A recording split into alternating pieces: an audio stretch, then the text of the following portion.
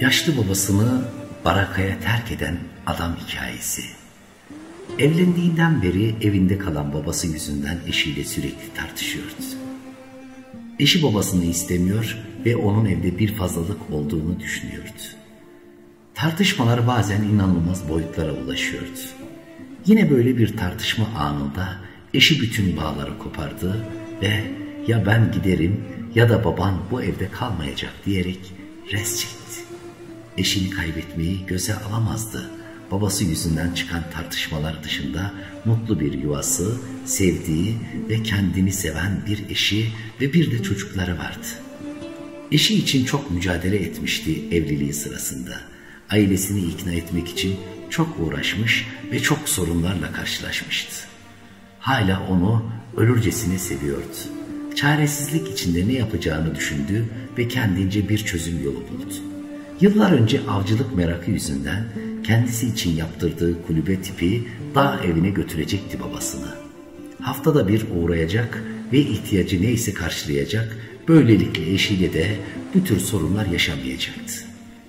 Babasına lazım olacak bütün malzemeleri hazırladıktan sonra yatalak babasını yatağından kaldırdı ve kucakladığı gibi arabaya attı. Oğlu Can, baba ben de seninle gelmek istiyorum diye ısrar edince onu da arabaya aldı ve birlikte yola koyuldular. Kara kışın tam ortalarıydı ve korkunç bir soğuk vardı. Kar ve tipi yüzünden yolu zor seçiyorlardı. Minik Can sürekli babasına baba nereye gidiyoruz diye soruyor ama cevap alamıyordu. Öte yandan nereye götürüldüğünü anlayan yaşlı adamsa gizli gizli gözyaşı döküyor, oğlu ve torununa belli etmemeye çalışıyordu. Saatler süren uzun bir yolculuktan sonra dağ evine ulaştılar. Epeydi buralara gelmemişti. Baraka tipindeki dağ evi artık çürümeye yüz tutmuş, tavan akıyordu. Barakanın bir köşesini temizledi, hazırladı ve arabadan yüklendiği yatağı oraya itinayla serdi. Sonra diğer malzemeleri taşıdı, en sonunda babasını sırtlayarak yatağa yerleştirdi. Tipi adeta barakanın içinde hissediliyordu. Barakanın içinde fırtına vardı adeta. Çaresizlik içinde babasını izledi, daha şimdiden üşümeye başlamıştı. Yarın yine gelir, bir yorgan ve birkaç battaniye getiririm diye düşündü. Öyle üzgündü ki dünya başına göçüyor gibiydi. O bu duygular içindeyken babası yüreğine bıçak saplanmış gibiydi. Yıllarca emek verdiği oğlu tarafından bir barakaya terk ediliyordu. Gururu incinmişti, içi yanıyordu ama belli etmemeye çalışıyordu. Minik Cansa olanlara hiçbir anlam veremiyordu. Anlamsızca ama dedesinden ayrılacak olmanın vermiş olduğu üzüntüyle sadece seyrediyordu. Artık gitme zamanıydı. Babasının yatağına eğildi, yanaklarını ve ellerini defalarca öptü, beni affet der gibi sarıldı, kokladı. Artık ikisi de kendine hakim olamıyor ve hıçkıra hıçkıra ağlıyordu. Buna mecburum der gibi baktı babasının yüzüne ve Can'ın elini tutup hızla barakayı terk etti. Arabaya bindiler, Can yola çıktıklarında ağlamaya başladı. Neden dedemi o soğuk yerde bıraktın diye babasına söylenmeye başladı. Verecek hiçbir cevap veremiyordu.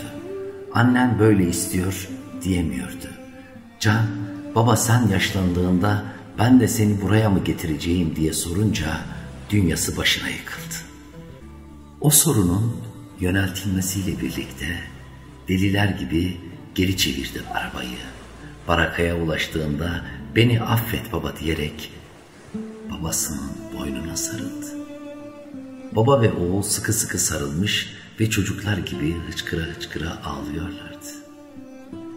Oğul, baba beni affet, sana bu muameleyi yaptığım için beni affet diye hatasını belli ediyordu. Babası oğlunun bu sözlerine en anlamlı cevabı veriyordu. Geri geleceğini biliyordum yavrum.